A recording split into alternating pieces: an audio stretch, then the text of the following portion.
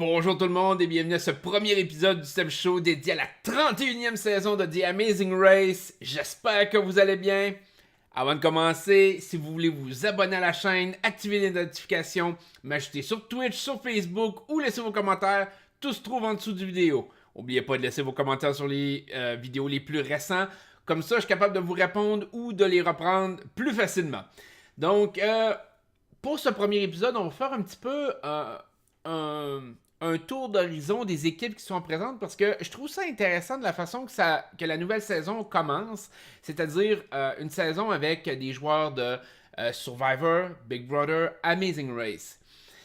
J'aimais la twist à la base. Ok, la twist est intéressante, la twist peut être le fun à voir, mais j'ai un problème avec cette twist-là, avec ce concept-là. Et mon problème, c'est que les équipes d'Amazing Race qui ont été choisies sont des équipes qui ont dominé dans le passé. C'est vraiment des équipes qui ont été extrêmement fortes, qui ont été extrêmement compétitives. On pense à Colin and Christie, on pense à Léo et Jamal. C'est des équipes qui se sont rendues très loin dans le jeu, qui ont gagné beaucoup de legs, dans le fond de parcours, là, on pourrait dire. Je connais pas le terme en français qu'ils utilisent, là, je me rappelle pas par rapport à la dernière saison. Mais c'est des équipes qui sont très dominantes. Fait que c'est un peu de prendre, je dirais pas la crème de la crème, mais de prendre vraiment des médaillés de bronze, des médaillés d'argent de chacune de leurs saisons et de les mettre une contre l'autre, ce qui est correct. Le problème avec ça, c'est qu'ils font compétitionner contre des gens qui ont, jamais fait ça, mais deux, surtout, qui sont pas nécessairement des joueurs ultra dominants de leur saison respective. Puis, je veux dire, je vais prendre un exemple. Big Brother, Janelle et Britney, je les adore. Ils sont extraordinaires. Et Janelle était une bête compétitive, donc de ce côté-là, je fais comme, oh, ben c'est intéressant. Mais Britney l'a jamais été. Ça l'a jamais été la type de joueuse ultra présente qui gagne des compétitions à répétition comme Janelle a pu le faire. Ça donne comme un arrière-goût de faire comme... Tu sais, c'est pas comme si on avait pris Janelle et Tyler, mettons, de la dernière saison de Big Brother de l'été passé. Là, j'aurais dit, wow, attends un peu, là c'est du sérieux. Ou même Tyler et, je sais pas moi, Angela, qui sont en couple ensemble. C'est deux personnes qui gagnaient des compétitions à répétition dans Big Brother. Là, j'aurais pu comprendre. Mais Janelle Britney? Pourquoi ce mix-là? J'en ai aucune espèce d'idée. On va continuer. On a Nicole et Victor. Victor s'est fait éliminer quoi, 3 fois? Je veux dire, Nicole n'a pas tant gagné de compétition non plus. Victor, un peu plus, de mémoire. Mais ça n'a jamais été des bêtes compétitives qui se sont... qui ont dominé de A à Z leur saison. Là. On s'entend, même si elle a réussi à gagner, elle n'a pas gagné parce qu'elle a dominé du début à la fin. On va prendre encore dans Big Brother, on va prendre Rachel et Lisa. Rachel, oui, super forte, pas nécessairement du niveau de Janelle, mais quand même très compétitive. Mais Elissa, au moins quand elle était avec Brandon, puis malgré tout, il disait, Brandon l'a traîné dans les compétitions, et c'est pas tout à fait faux non plus dans le passé. Fait que là, je me dirais, bon, ben dans Big Brother, il n'y a pas tant non plus de joueurs ultra compétitifs. Il y en a eu, mais c'est sûr que c'est pas la manne, on pourrait dire, dans Big Brother. Mais dans Survivor, le mieux que vous pouvez faire, c'est d'aller chercher Corinne et Elisa. J'adore Elisa. C'est une joueuse que j'ai adorée à Vanuatu. Bon, peut-être un peu moins après, mais à Vanuatu, je prenais pour elle dans une certaine mesure. Je la trouvais cute de toute façon. Fait que, ce que vous voulez, ça joue un rôle là-dedans. Mais bref, j'aimais bien Elisa dans la saison de Vanuatu, même si ça remonte à très loin. Mais encore là, Elisa n'a jamais été une joueuse ultra performante qui a gagné des compétitions à la tonne. Zéro pin bar. Je me demande, elle a-tu gagné vraiment une immunité, Lisa? Je pense même pas. Donc, Corinne, c'est pareil. Corinne n'a jamais été vue comme une joueuse de premier plan. Après ça, on a eu quoi? On a Chris Brett, Rupert et Laura. Laura s'était fait éliminer au début de Blood vs. Water. Ça représente pas Survivor, c'est bien de valeur, mais ça ne représente pas l'essence de Survivor. Vous voulez aller chercher des joueurs compétitifs, aller chercher Mike Holloway, aller chercher Colby Donaldson, quoique Colby il a pris un coup de vieux là-dessus. Aller chercher Tom Westman, aller chercher des gens qui ont compétitionné puis qui étaient des bêtes, aller chercher, je sais pas moi, vous avez Kim qui avait dominé sa saison, aller chercher des joueurs qui ont super bien fait sur le côté compétitif au minimum. Ben non, vous prenez des joueurs, je dirais pas toujours de second plan parce qu'en mon sens, Elisa était pas une joueuse de second plan. Rupert n'a pas été un joueur de second plan. Corinne, elle a fait des bons speeches dans Survivor, mais elle n'a jamais été compétitive. Et je trouve que c'est un peu une saison qui, en mon sens, est biaisée parce que je vois personne de Survivor Big Brother pouvoir gagner contre les équipes d'Amazing Race. Et on a peut-être vu la seule équipe d'Amazing Race, puis en mon sens, c'est vraiment désastreux pour Art et Gigi. Mais Art et Gigi, ils ont été extrêmement mauvais, mais comparé à leur puissance habituelle, je comprends pas ce qui leur est arrivé. Sincèrement, je comprends pas. S'ils avaient traîné de l'arrière à cause de la pieuvre au début et qu'il avait manqué le vol, qui serait arrivé après les autres, j'aurais dit c'est le destin dans le sens de dire c'était quelque chose qu'ils ne pouvaient pas prévoir. La compétition n'était pas c'est pas vraiment une compétition, ils ont été badlockés. Mais dans le contexte où c'est pas la pieuvre, parce qu'ils ont traîné de l'arrière tout l'épisode ou presque, mis à part quand Rupert s'est perdu avec Laura, mais soyons francs, si Art et Gigi réussissaient la dernière épreuve, c'était Rupert et Laura qui partaient. Je veux dire, s'il n'y avait pas eu tout le truc de la pente puis tout, Art et Gigi survivaient, puis probablement que Art et Gigi avaient quand même de la drive pour pousser plus dans la machine. C'est certain qu'eux autres, ils ont pris de l'âge, c'est normal, c'est comme pas mal tous les anciens joueurs qui font partie de cette saison-ci, mais peut-être que ça les aurait nuit, mais je les aurais vus en milieu de plateau. Là, ils ont été éliminés, mais on voit clairement que les joueurs de Big Brother et de Survivor sont en arrière. Ils sont à la traîne. Je veux dire, si on compare à Léo Jamal, on compare à Colin et Christy, les autres sont complètement dans un autre univers, là. Je pense que la compétition sera pas fair de ce côté-là. Et moi, je suppose sincèrement, puis je me trompe peut-être, puis j'ai hâte de voir, mais j'ai l'impression que les 3 dernières équipes vont être 3 équipes d'Amazing Race. La finale va joindre des équipes d'Amazing Race. J'ai de la difficulté à concevoir que ça va être une autre équipe que ça qui va dominer. Bon, on a peut-être Nicole Victor. Nicole Victor peut se surprendre. Victor peut peut-être traîner un peu ça. Nicole est quand même capable de manger des trucs un peu plus dégueulasses ou des choses comme ça. Donc, prendre peut-être être chanceux, voir une équipe d'Amazing Race se planter un peu comme Art et Gigi. Oui, il y a une possibilité parce qu'il reste quand même encore 4 équipes d'Amazing Race. De ce côté-là, j'ai l'impression un peu de voir un combat du champion du monde de poids lourd se battre contre un poids moyen, peut-être. Un poids léger, un poids plume. Peut-être pas un poids plume, mais tu sais, vous comprenez un peu l'allusion que j'en fais. Ou un champion de la Coupe Stanley qui se battrait contre la pire équipe de la Ligue nationale. Pour ceux qui connaissent plus le hockey. Ça veut pas dire que l'équipe la plus poche peut pas battre la meilleure équipe, mais on s'entend que les probabilités sont pas en sa faveur. Ben, c'est un peu le même principe ici.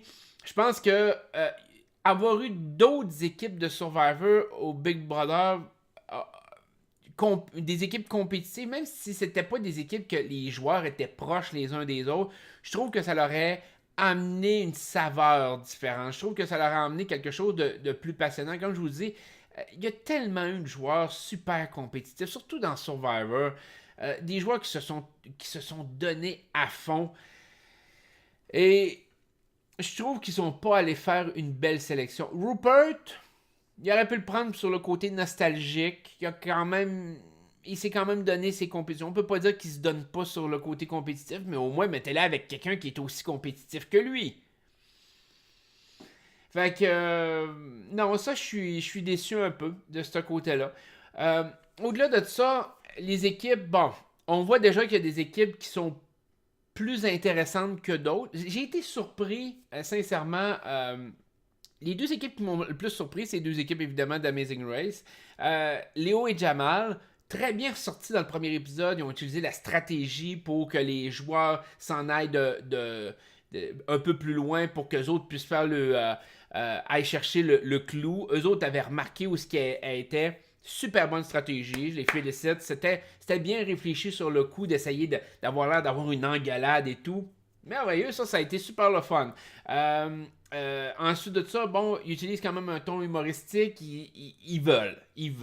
On voit la volonté de réussite, de vouloir réussir dans cette compétition-là. Donc, eux autres, sincèrement, très bien sortis.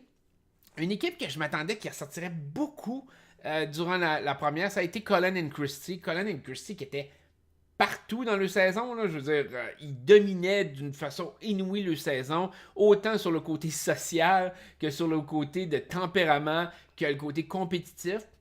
Là, on les a comme pas vus ou presque pas vus. Ils ont quand même fini deuxième, mais on n'a pas encore senti la vibe de est-ce que ils vont se démarquer vraiment du lot. On dirait qu'ils sont un peu plus zen. Est-ce que ça va péter? Ça serait drôle que ça pète, là, que toute la façade de zénitude saute puis que finalement ils deviennent hyper compétitifs comme ils l'étaient dans leur saison d'origine, mais veut pas, ça remonte à loin. Je pense que c'était la 5e ou 6e saison.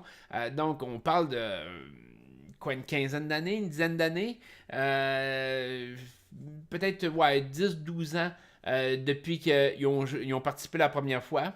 Mais c'était une équipe plaisante à regarder, divertissante à regarder. Même si je prenais contre eux autres rendus en finale, aujourd'hui, je suis capable de regarder le saison d'origine et de me dire qu'ils méritaient quand même de gagner, même si je les aimais pas à l'époque.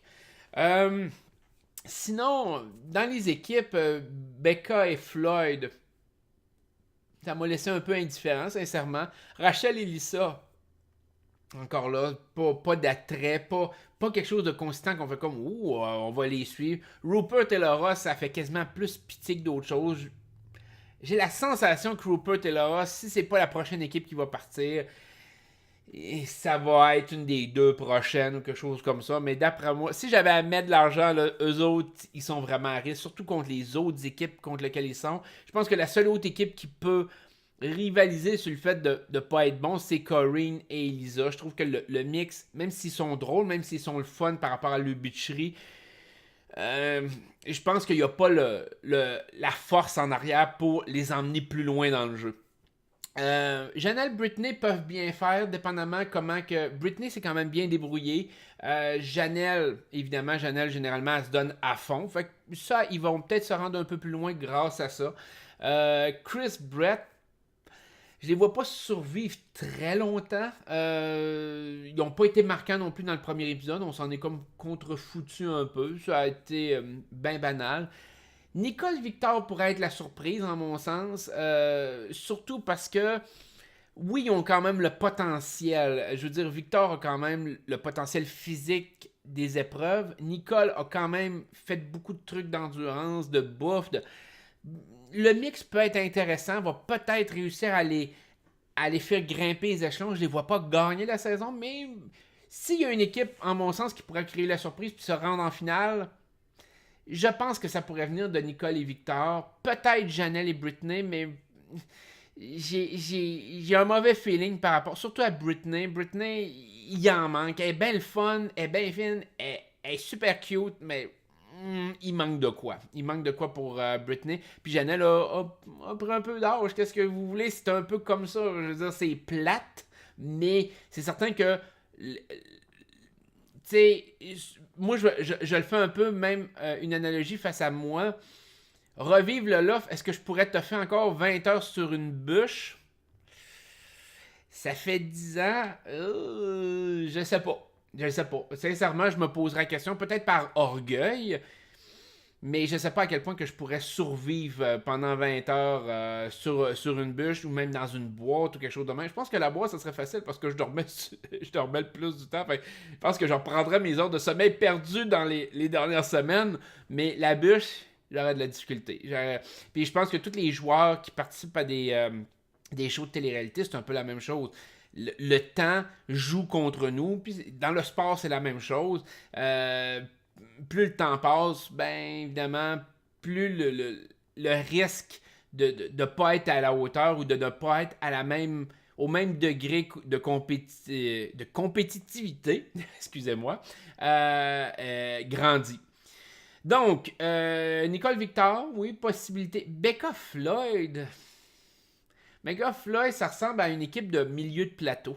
Je veux dire, c'est l'équipe d'Amazing Race. Sincèrement, quand les équipes avaient été annoncées, c'était l'équipe que je considérais la plus faible d'Amazing Race qui pouvait se faire éliminer rapidement. Finalement, ça a été Art et Gigi. Ça m'a surpris. Ça m'a surpris. Ils se sont vraiment plantés, mais eux, on le voit que l'âge a vraiment eu un impact sur eux. Ça n'a pas été facile. Ça n'a vraiment pas été facile, puis on le voyait, là. Ça les a pesé lourd sur les épaules. Mais sinon, je voyais Becca Floyd beaucoup plus faible. Mais en mon sens, ils sont quand même plus forts que plusieurs autres équipes des autres téléréalités, là. Je pense pas qu'ils vont arriver à la cheville de Tyler Corey, de Christy Cullen et de Léo Jamal. En mon sens, ça se produira pas. Mais bon, on se rend dans le milieu de plateau. Je les verrais peut-être entre 8e et 6e. 8e, 6e, peut-être. Ouais. Ouais, ça pourrait être quelque chose qui va ressembler à ça. Rachel et Lisa, je les vois pas loin pantoute. Rachel a déjà participé, ça c'est son avantage. Elissa, elle a-tu fait de quoi vraiment dans sa saison? Je me rappelle même pas, ou presque pas. Je sais qu'elle essayait juste de cacher qu'elle était la sœur de Rachel, mais c'est à peu près tout. Donc, moi personnellement, euh, l'équipe dominante à l'heure actuelle, en mon sens, c'est Léo Jamal, qu'il faut vraiment vérifier et qu'il faut vraiment garder à l'œil. Une équipe qui, en mon sens, à moins d'une exception inimaginable, vont se rendre en finale. J'ai comme quasiment pas de doute par rapport à ça. Ils sont trop compétitifs. Ils se complètent trop bien. C'est une équipe qui a une chimie incroyable. Là, ils ont un objectif commun aussi pour la victoire. Très fort, malléable selon les compétitions. Ils sont prêts à faire n'importe quoi. Ils rushing devant rien. Du moins, à mon souvenir, dans les autres saisons, c'était des gens qui allaient toujours au devant. Très dangereux de ce côté-là. La deuxième équipe que je verrais, Colin Christie. Si la machine s'ouvre, Colin Christie peuvent gagner une saison. Sincèrement, Colin Christie ont cette possibilité-là. S'ils rouvrent pas la machine, là, c'est une autre histoire. Mais on l'a vu un peu quand même que Colin, quand ça a été pour monter la pente, il y est allé. Il l'a fait vite. Il n'a pas hésité all the way. Puis je pense que de ce côté-là, ça risque d'être ce qu'on va voir. Colin, peut-être, il joue un peu plus réservé. La première fois qu'il avait joué, c'était un peu la même chose. Les 2 premiers épisodes, il avait joué très réservé. Puis après ça, il avait ouvert la machine. Et j'ai l'impression qu'en dedans de lui, ça bouillonne. J'ai l'impression que le côté compétition, là, ça va le démanger, puis il va tout se donner. Dès qu'il va ouvrir la machine, il va tout donner. Et c'est là que Colin et Christie sont vraiment puissants. C'est quand Colin met plus de limites. Il est prêt à n'importe quoi. Ça peut être aussi à son désavantage. Ça peut causer sa perte éventuellement. Mais je pense que ça peut l'aider là, à l'heure actuelle. Puis il y a beaucoup de... Présentement, il y a beaucoup d'équipes très faibles contre lui. Ce qui n'était pas nécessairement le cas la première saison qu'il a joué. Donc, dans ce contexte-là, ça avantage aussi Léo Jamal, ça avantage Colin Christie, s'ils sont capables d'ouvrir la machine. Moi, à mon sens, les autres équipes ne les arrivent pas à achever sur papier. Encore là, RTGG était, en mon sens, une équipe extrêmement forte qui pouvait se rendre loin, puis ils se sont plantés direct en partant. Fait que, il y a toujours une possibilité de ce côté-là.